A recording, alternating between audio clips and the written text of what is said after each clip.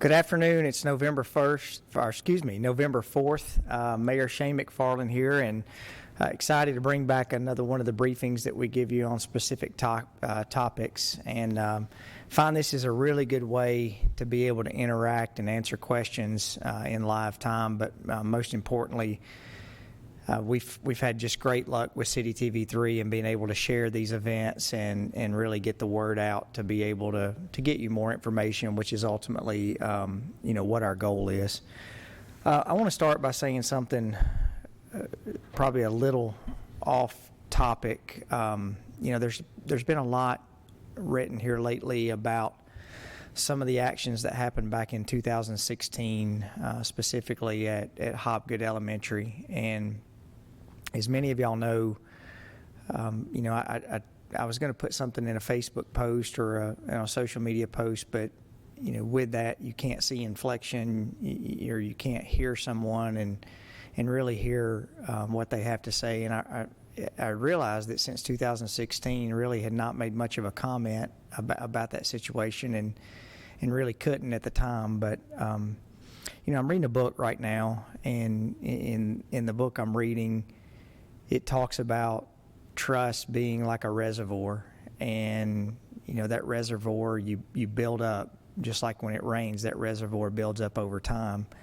And that any time that something happens that you lose people's trust, it's like a hole that is in that reservoir, and then it leaks out, and that's hard to fix sometimes. And I really feel like going back to what happened in 2016 at Hobgood, that we as a city put a hole in that trust, especially within the Hobgood community.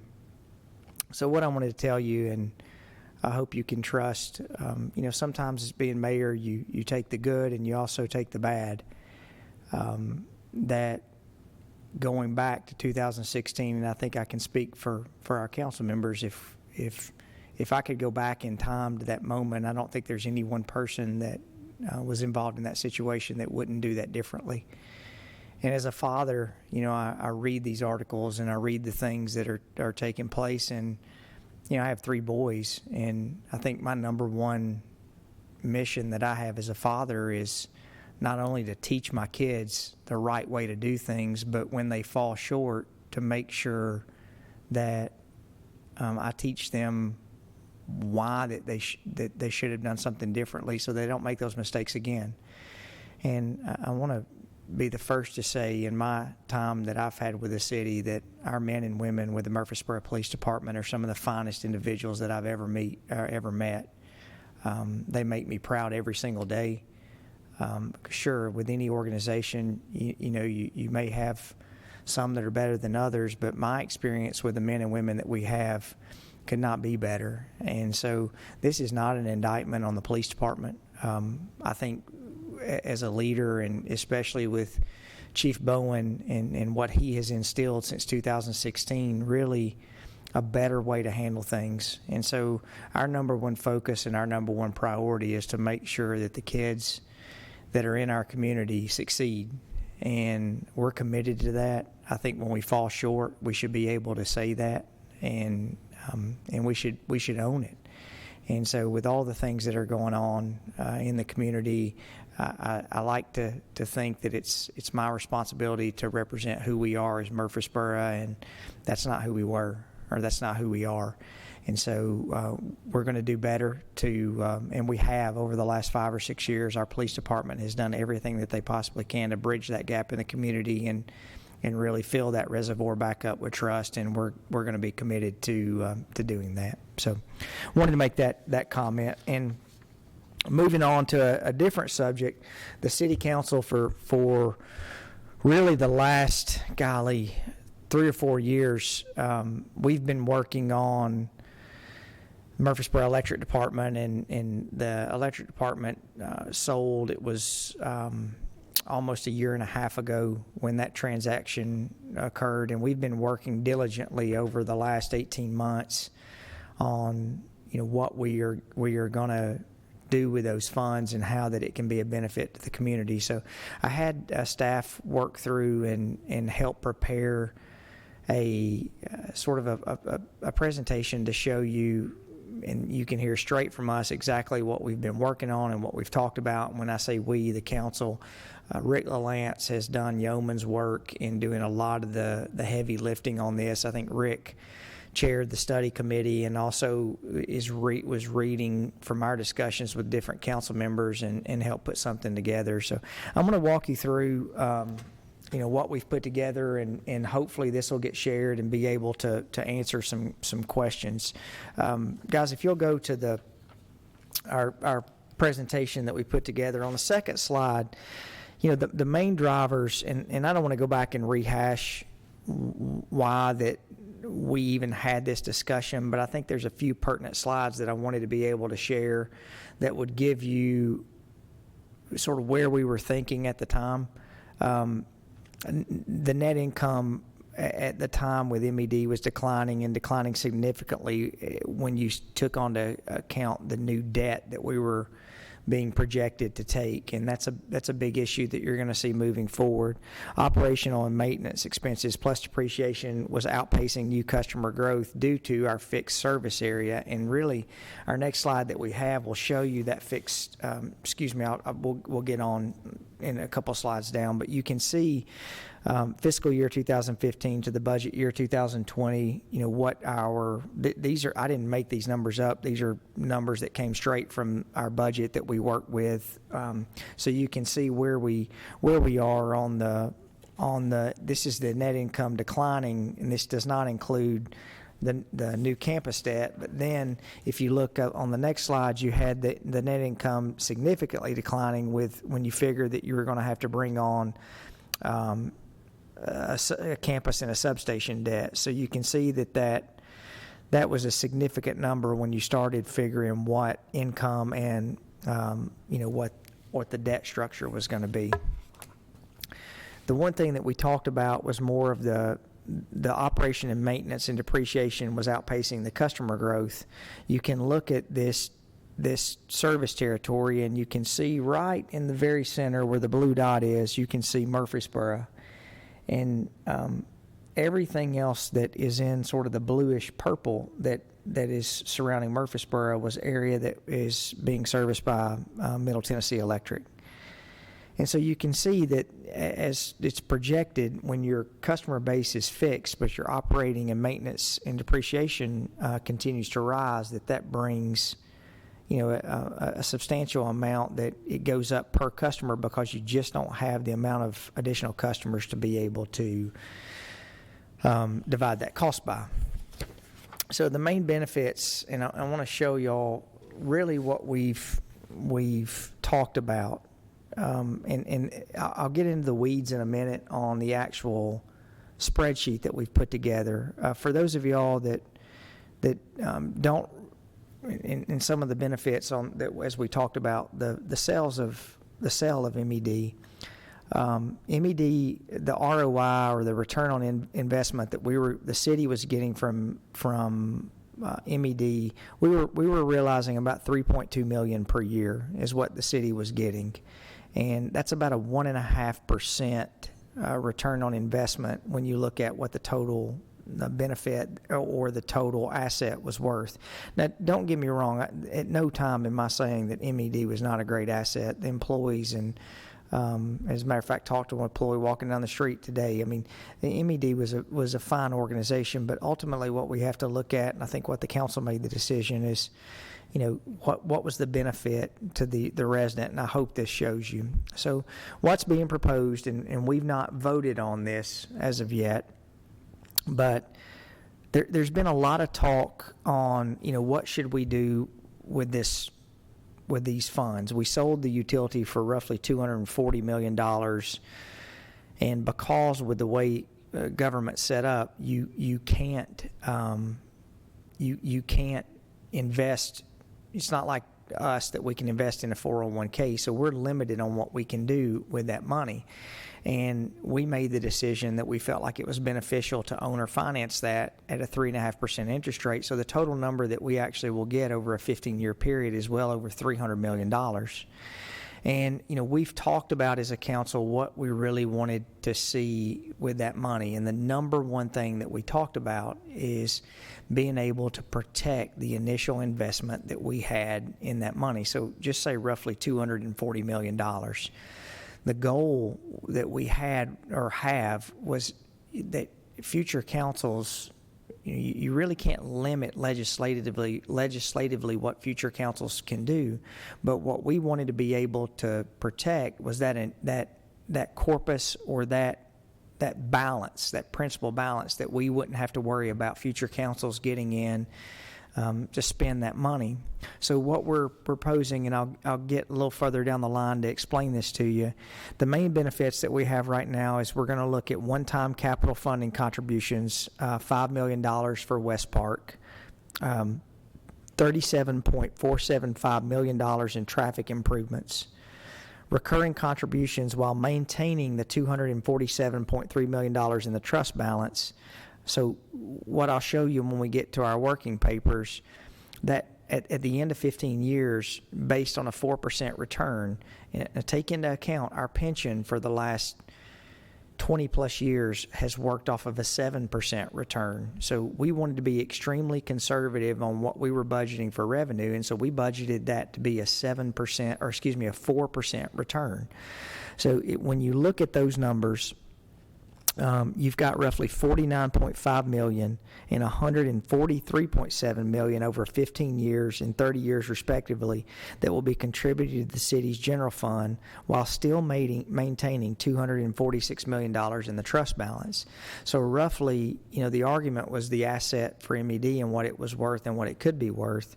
What we've worked on is at the end of 15 years, our initial purchase price of MED, when I'll show you the benefits, will still be there. So 15 years from now, that the future council here 15 years, and it obviously won't be me in 15 years, but that council will be able to still have those referring funds to come in, which brings in conversations of not needing, tax increases or not needing to borrow significant amounts of money when you've got those funds coming in.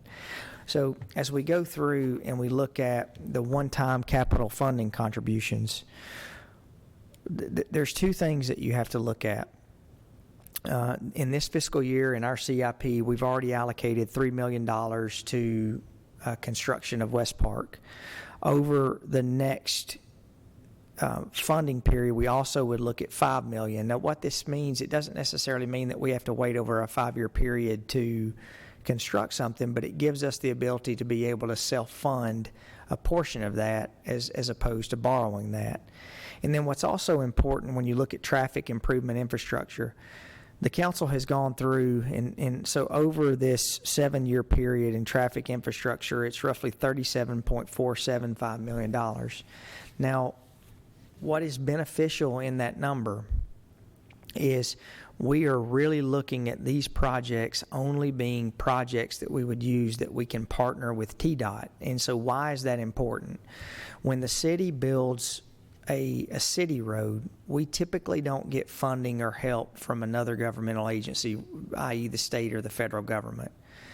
Whenever it is a benefit to the state or to the federal government, then we have matching funds. Typically with TDOT, that's 4-to-1.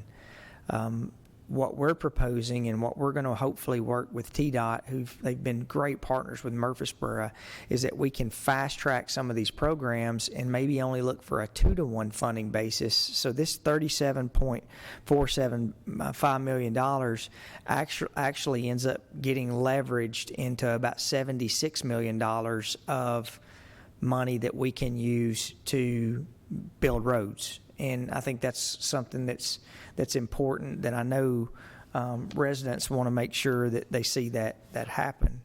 So when you start looking at all of these different benefits, you look at the total general fund benefit, and we're just figuring on a 4% return.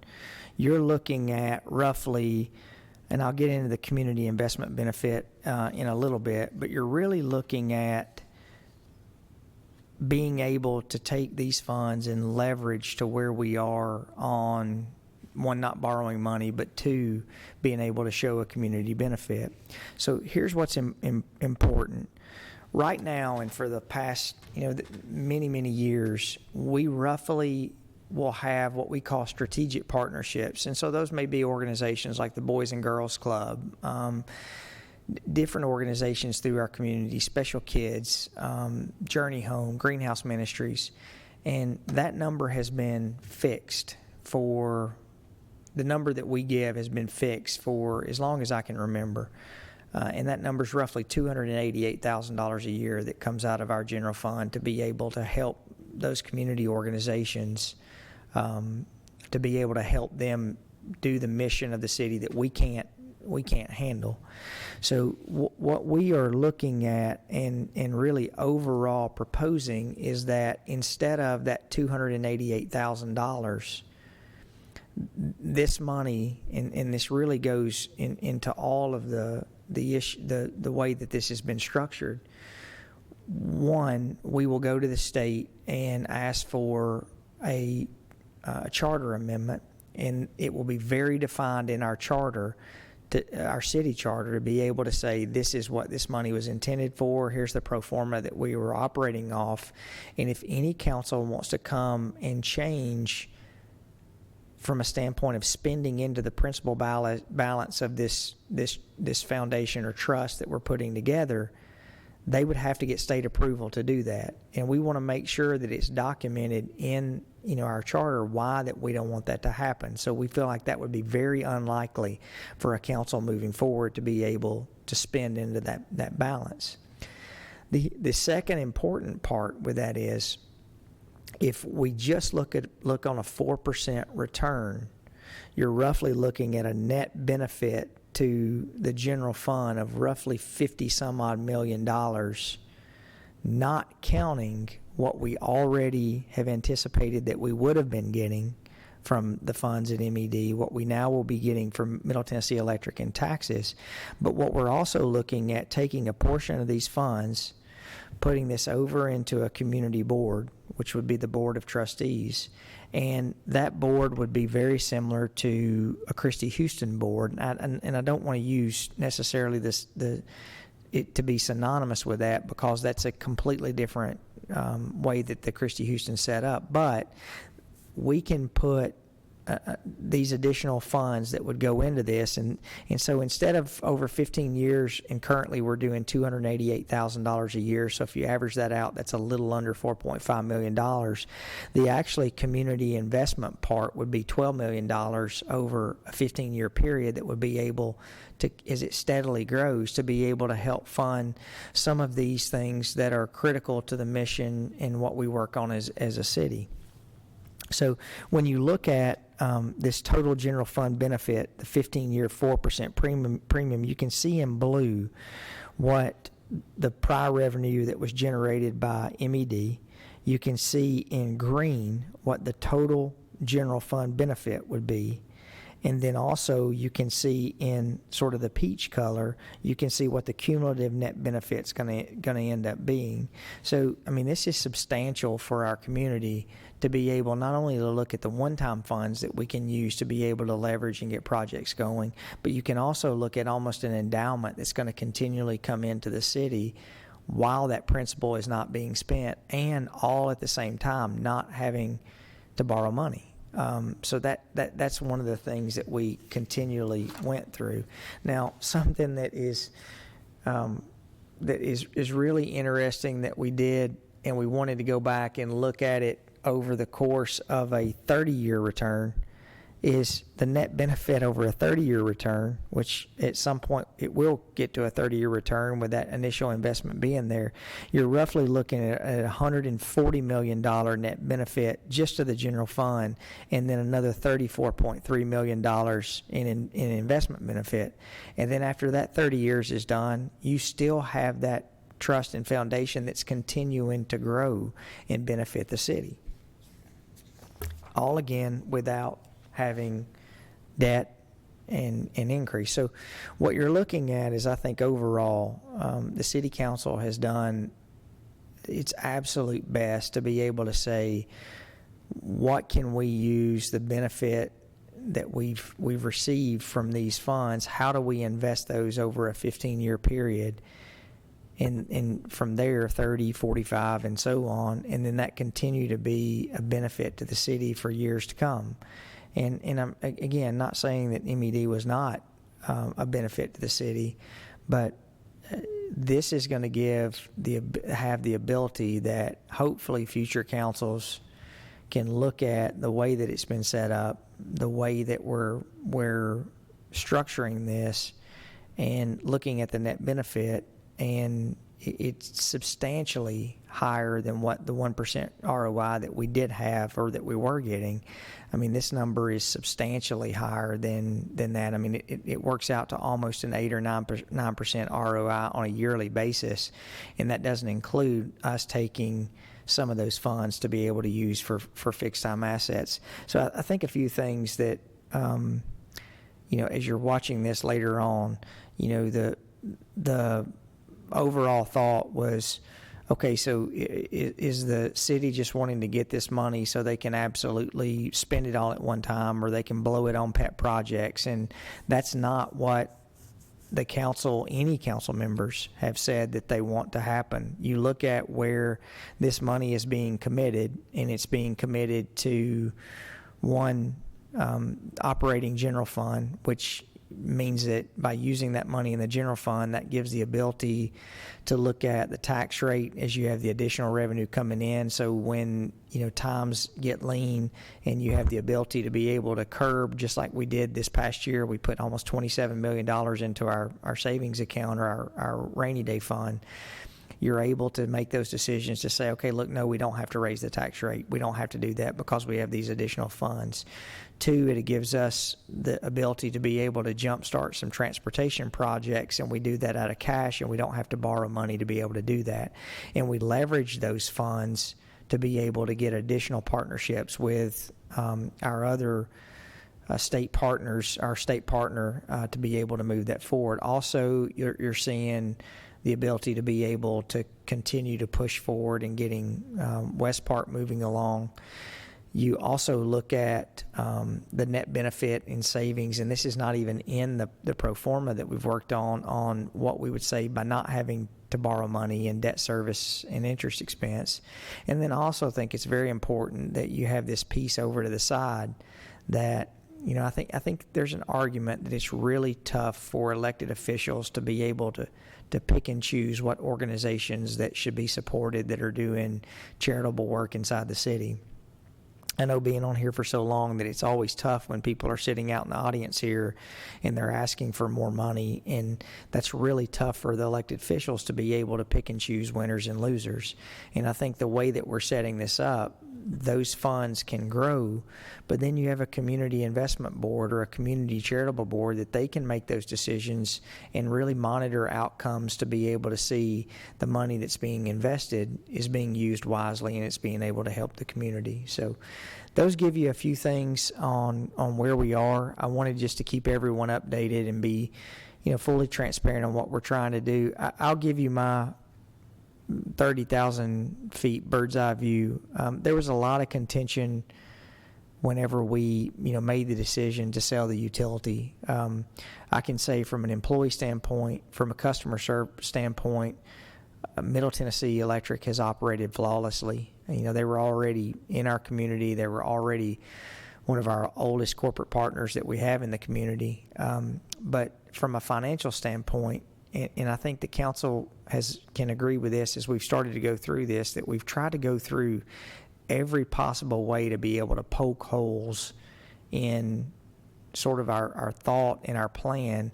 And from a financial standpoint, we're taking $245 million over the course of 15 years. Just say that payment was $300+ million. And we're being able to generate a net benefit to the city and ultimately to the resident that's almost 15 to 20% of the total purchase price, still maintaining that initial balance at the end of 15 years. And again, that's conservatively saying at 4% when we budget everything in the city on our pension at 7%.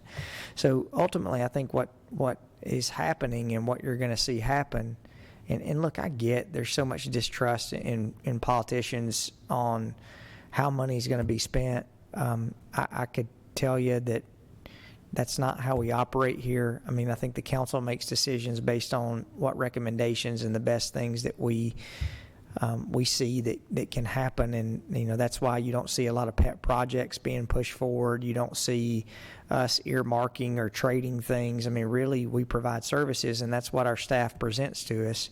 And the ability for us to be able to take and use one-time funding for road projects, for the continual push to build West Park on the west side of town, this gives us the ability to do that. So I know we don't have a lot of people that are on tonight, but we're just now finishing up our council meeting.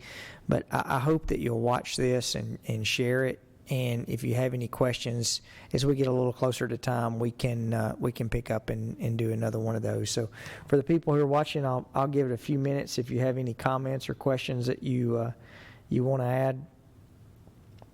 And really, thank you, City TV3. You wouldn't believe when we first started doing these briefings. I started this 3 years ago in front of my fireplace using at the time, my 5-year-old's iPad hooked up on some books to try to give a different perspective in front of a fireplace. Now, I called it a fireside chat, to really just answer questions and be more accessible to our constituents, to really just answer questions. And so we moved this whenever COVID started here, and our audience has continued to grow, our shares have continued to grow, and it's something that is it's no credit to me. It's credit to the people that we have behind the Wizard of Oz, behind the curtain back here. Ross, thank you for your time tonight. Ross List came and spoke about the VFW post that's recently been started, the Stones River VFW post, and really taught all of us a lot tonight about different resources that are available to our veterans in our community. So we're going to partner with them moving forward to make sure that information is on our city website, and that we make sure that any veteran that needs help or needs some kind of assistance is out there. So I want to thank Channel 3 for putting this together. And as always, you can S. McFarland M. Burrow for Twitter, and then Mayor McFarland if you want to like on Facebook. And I can't always answer every single comment, but those that I feel like that I can get to. As a matter of fact, I think I had a lady last week that said a street light was out. Was able to get that off of Facebook, immediately emailed that to Middle Tennessee Electric, and they fixed it the next day. So, and last but not least, as I close out, we got some really good news yesterday, where our city was named the #1 boom town in the entire United States. And it really goes over metrics on several different things: unemployment, GDP, gross domestic product growth, household income increase. So there's 7 metrics, and we led the country out of any city in those overall metrics. So something to be proud of. And we deal with growth issues every day. I'm from a small town that you can drive. I'm an hour and 15 minutes away where I live in Mont Eagle, and you can drive an hour in any direction of this city. And I know we deal with transportation issues. I know we deal with growth issues. I wish there were things that I could easily say I would have gone back 20 years ago and done that differently. All we can do now is improve on the things that we saw that we need to fix. But I still want us all as a community to still remember, we've got a little over 3% unemployment rate.